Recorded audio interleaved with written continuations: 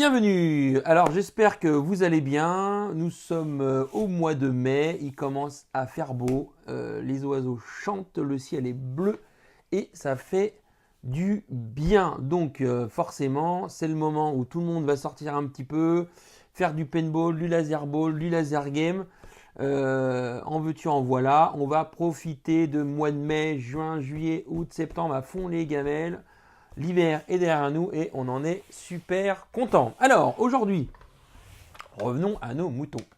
Voilà, ça c'est un Z250. Alors la différence avec un Z200, le Z250, il y a un chargeur, il y a un laser avec un rail décalé et un ressort qu'on appelle low impact. Voilà, donc qui permet de tirer moins fort et moins loin. Alors, on enlève le laser. Ça, c'est assez rapide. On vérifie qu'il n'y a pas de bille dans le canon. Voilà, il y en avait une. Il y en avait deux. Il y en avait trois. Et voyons, quatre. Voilà. Donc, il faut faire attention à ça. Dans le chargeur, il n'y en avait plus une seule. Et il y avait quand même 4 billes qui se promenaient à l'intérieur. Alors, pour démonter le chargeur, là c'est relativement simple. On tapote sur le dessus. Le chargeur, il se démonte tout simplement. Alors, les outils que vous avez besoin pour démonter. Alors, dans quel cas démonter un Z200? Il y a plusieurs cas. Le premier, tout simplement, parce que le joint du power tube est mort. Alors, voici le power tube. C'est ce qu'il y a dedans, je vous montrerai après. Donc là, par exemple, on a un power tube quasiment mort parce qu'il n'y a presque plus de résistance. Hein. C'est un peu comme une seringue. Donc forcément, l'air s'échappe de partout, donc on perd en puissance. Et là, on a un power tube beaucoup plus résistant. Voilà. Donc là, on a un joint en bon état. Alors, dans quel cas démonter le Z200? Le premier, l'entretenir. De temps en temps, là, quand ça sert beaucoup, il faut le graisser un petit peu.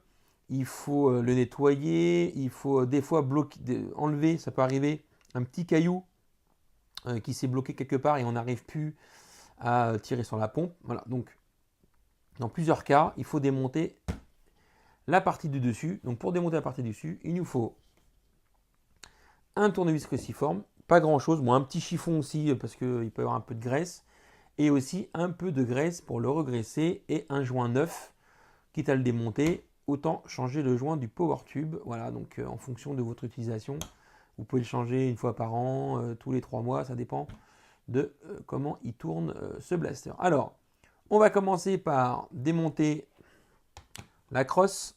Voilà, donc la crosse, c'est 2 vis plus courtes que le reste. Donc il faut bien les mettre à part, il ne faut pas mélanger, parce que si vous les mettez sur les autres endroits, vous allez péter le plastique.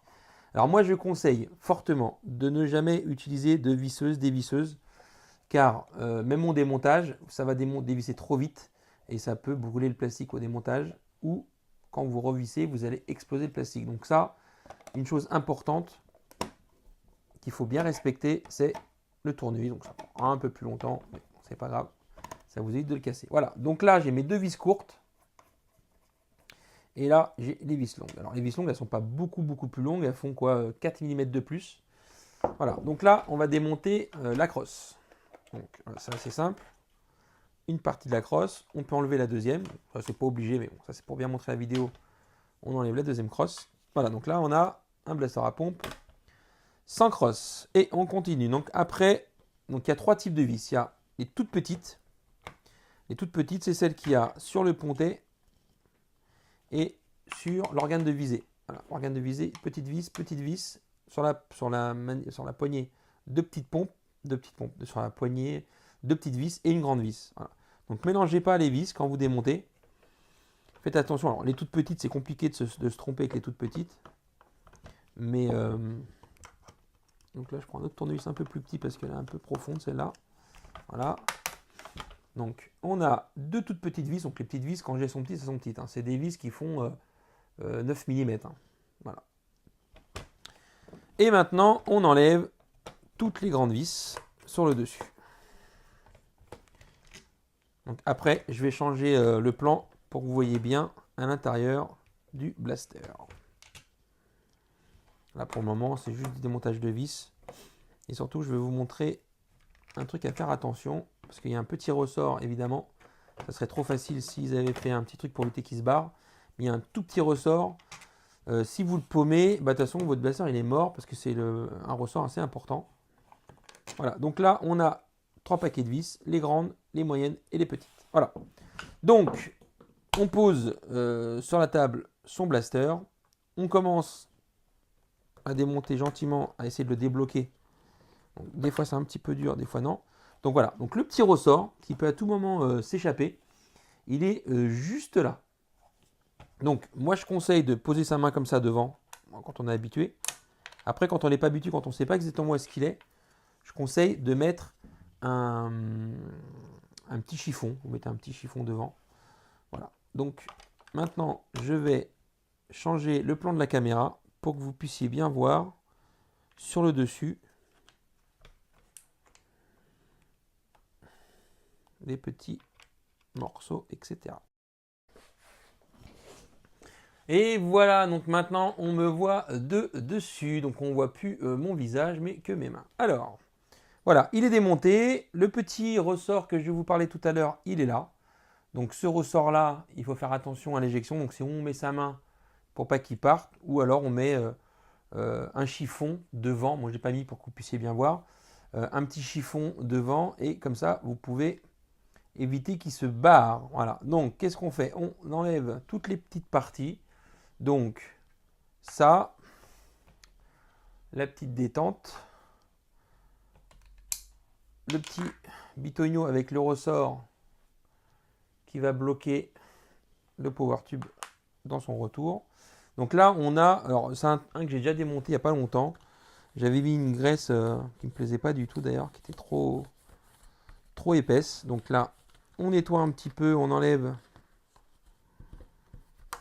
un petit peu. Bon, pas besoin que ce soit très très propre non plus, hein, mais bon, il faut enlever les résidus, les petits trucs qui traînent, nettoyer. Voilà, comme ça on va mettre une graisse toute neuve. En fait, le problème c'est ça, c'est pas forcément la graisse, c'est les saletés qui se sont collées avec le temps, la graisse, etc. La poussière, la peinture, enfin, en fonction de ce que vous faites. Hein. Si c'est du laser ball, il n'y a pas de peinture, le problème est réglé. Voilà, si c'est du paintball, il y aura plein de peinture dedans. Donc là, il faudra les mettre dans l'eau chaude et les nettoyer à l'eau chaude. Voilà. Parce que, pourquoi de l'eau chaude? Parce que les billes de paintball sont super grasses. Alors, donc là, j'ai fait le petit ménage. Tac. Voilà. Donc cette partie, elle est faite. Maintenant, alors, il faut enlever. Donc là, faire attention parce qu'il y a un ressort comprimé. Bon, il n'est pas trop comprimé, mais il est comprimé. Donc moi, j'aime bien faire ça, c'est plus simple. Tac. Voilà, donc là, on a la partie à pompe toute seule. Donc là, c'est pareil. On décrasse, on nettoie. On regarde s'il n'y a rien dans le tube. Voilà, on a un blaster qui est à peu près en bon état. Voici le power tube. Donc c'est lui là qui est... là par exemple, là, il n'y a plus du tout de retenue. Donc on peut dire que le joint est complètement mort. Donc lui, je le mets de côté. Alors lui, il n'est pas mort. Il suffit de le nettoyer, de changer le joint. Et on va avoir un power tube qui repartira. Donc je vais remontrer ce qu'il y a. Je nettoie. Je nettoie le power tube. Donc j'enlève cette graisse. J'avais fait un test de graisse qui était trop épais. Donc maintenant j'utilise de la graisse au téflon. Voilà. Qui est un petit peu épaisse mais qui colle pas. Qui est pas mal. Donc attention à la graisse au téflon. Moi perso je suis un peu allergique. Donc voilà. Donc le joint du power tube il est là. Tac. Donc on l'enlève. Parce que c'est un joint qui est complètement mort. Tac, on le pose. Alors, j'en profite pour le nettoyer, pour enlever la vieille graisse comme l'autre. Vous voyez, mine de rien, je ressors pas mal de saleté de ça. Mais c'est normal, hein, ça a servi, ça c'est un blaster qui a servi pendant au moins 1 an. Donc c'est normal qu'il soit un petit peu encrassé, sale. Donc ça, faut pas hésiter, hein, ça prend 5 minutes. On enlève les vieux dépôts de graisse. Attention, si jamais pas un petit caillou bloqué dedans ou quoi. Donc, je nettoie bien la pompe. Il faut donner de soin. Voilà, donc là, j'ai un power tube propre. Donc là, maintenant qu'il n'y a plus de joint, il n'y a plus du tout de compression. Ok. Alors, où est-ce qu'il était mon... Ah, il est là. Alors, là, j'ai un joint tout neuf. Donc, on peut fournir les joints si vous avez besoin. Toc. Donc, c'est des très bons joints de bonne qualité. Mais bon, qui s'usent quand même, hein, c'est normal. Tac. Je vais nettoyer de l'autre côté. De la poussière. Alors, ceux qui sont dans un garage, hein, vous pouvez passer un petit coup de compresseur. Les laver à l'eau aussi pour les dégraisser, les nettoyer. Enfin voilà, ça dépend du temps que vous avez, ça dépend ce que vous faites. Voilà. Donc bien nettoyer, bien enlever la poussière qu'il y a dedans. Regardez, il y a quand même beaucoup de dépôts. Donc ce petit dépôt là, il peut bloquer l'armement correct du blaster et surtout quand on met de la graisse, faire des amas de graisse et bloquer un peu le bon fonctionnement. Donc faut faire les choses bien. Bon là je ne fais pas la caméra, mais bon, il faudrait que limite je passe un petit peu avec une petite brosse. Voilà, donc je secoue bien.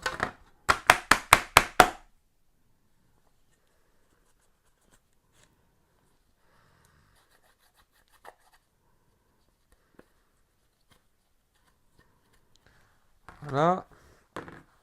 Regardez, le chiffon il était tout propre il y a 2 secondes. Et maintenant il est tout dégueulasse. Alors je finis d'enlever le dépôt de graisse.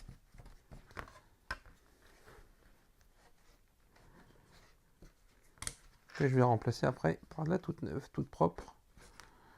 Et surtout sans saloperie dedans. Voilà, donc on nettoie bien.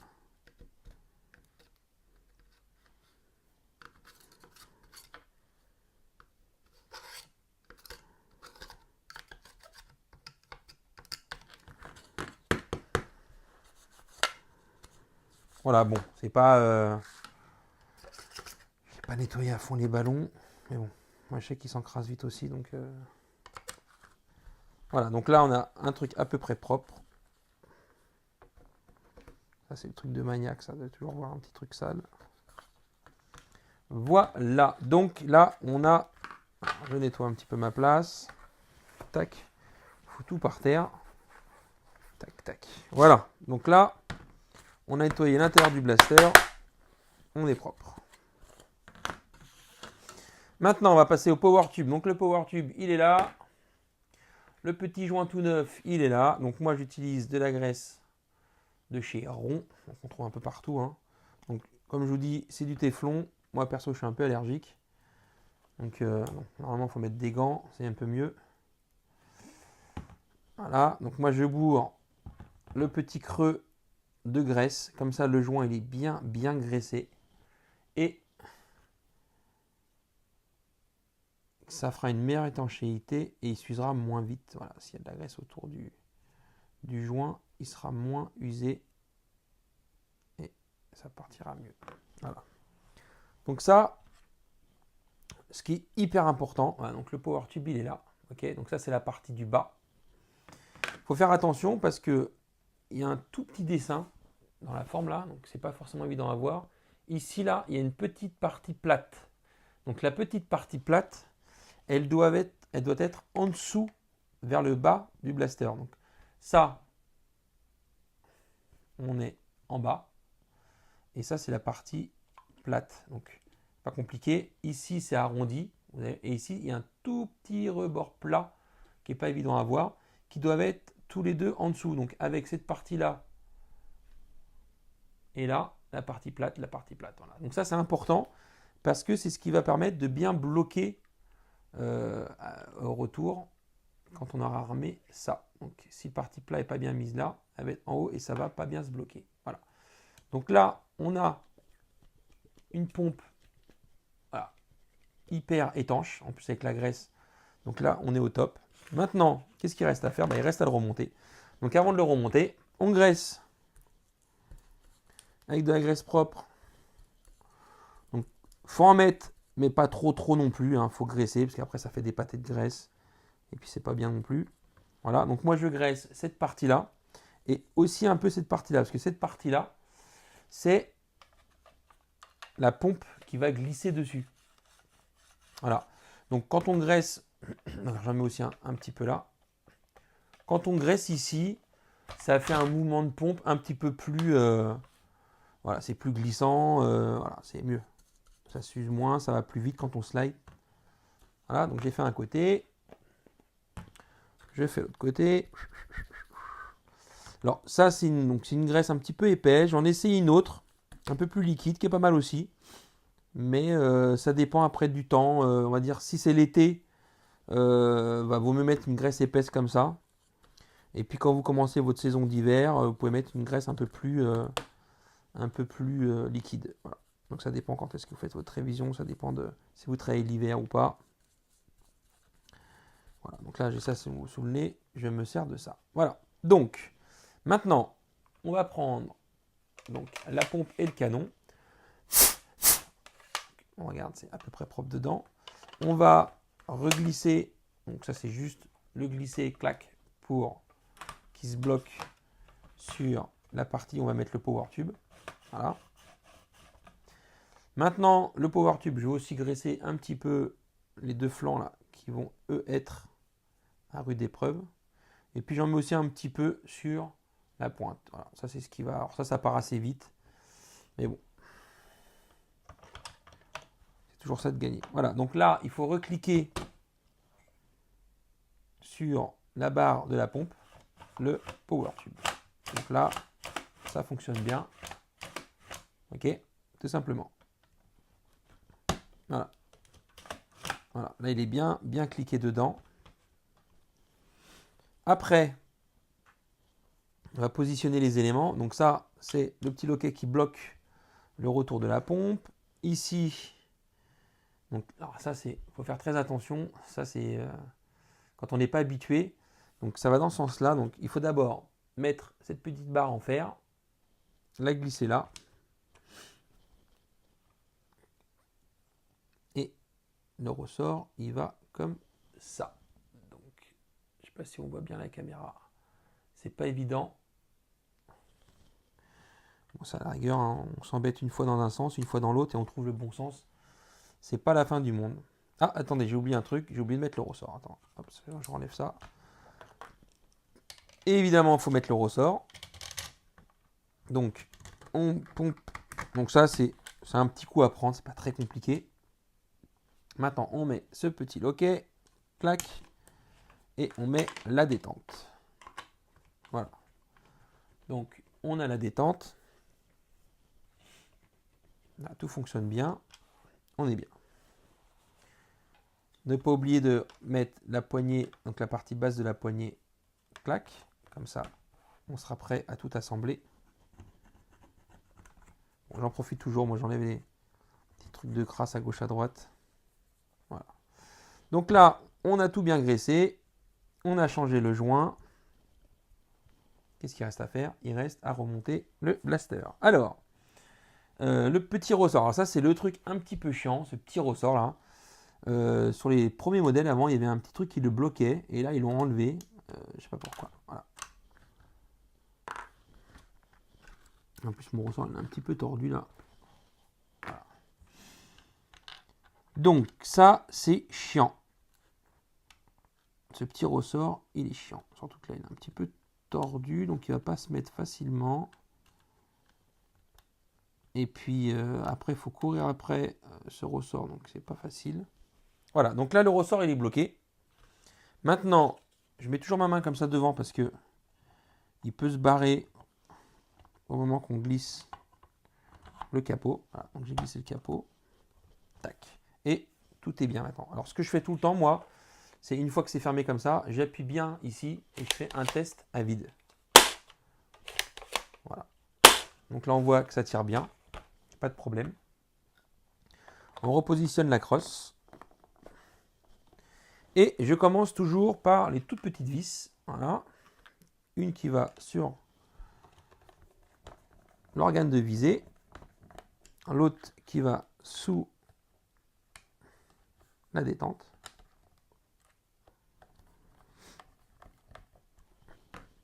Et maintenant, je continue par les petites vis de la crosse qui font 5-6 mm de moins que les grandes. Donc là, le cruciforme.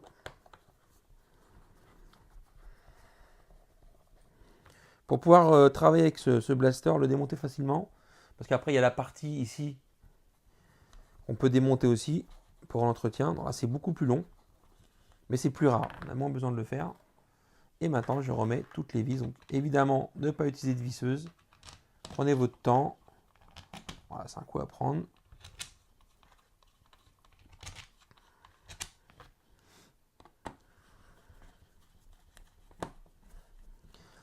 Donc pour info, tout à l'heure, quand je tirais avec, il tirait à même pas 4-5 mètres. Il n'y avait vraiment plus du tout de puissance. Et là, je vais retrouver ma puissance quasiment d'origine. En tout cas, suffisamment pour pouvoir jouer. Bon, après, il y a des petites pièces d'usure. Mais bon, voilà, une fois que le blaster il a 1 an ou 2 ans, qu'il a beaucoup servi, après on peut le jeter. Mais bon, moi c'est vrai que j'ai toujours du mal à jeter les choses. J'aime bien quand on peut les réparer, les entretenir, parce que jeter quelque chose, bah, c'est toujours de la pollution. Voilà. Bah voilà, ça c'est le petit rivet que je parlais tout à l'heure, enfin sur l'autre vidéo, qui bloque le ressort et qui évite, qui empêche le blocage des billes quand on va mettre le chargeur. Voilà. Donc, moi, une fois que j'ai vissé, je revérifie un petit peu que toutes les vis elles sont bien vissées, qu'elles ne tombent pas. Voilà. Voilà. Donc là, on a un blaster remis au goût du jour. Donc, on va faire un petit test de puissance. Voilà.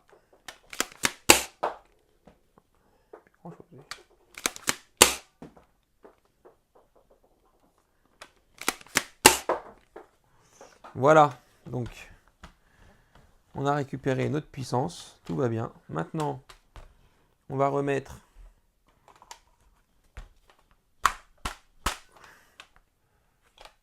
le chargeur et le laser. Parce que le Z250 est équipé de laser. Et voilà, on a un blaster révisé qui refonctionne comme avant et qui a récupéré la puissance due à la perte de la pompe. Alors, après, il y a une deuxième pièce d'usure, c'est ce qu'on appelle le joint rétenteur. Donc le joint rétenteur, il est juste là.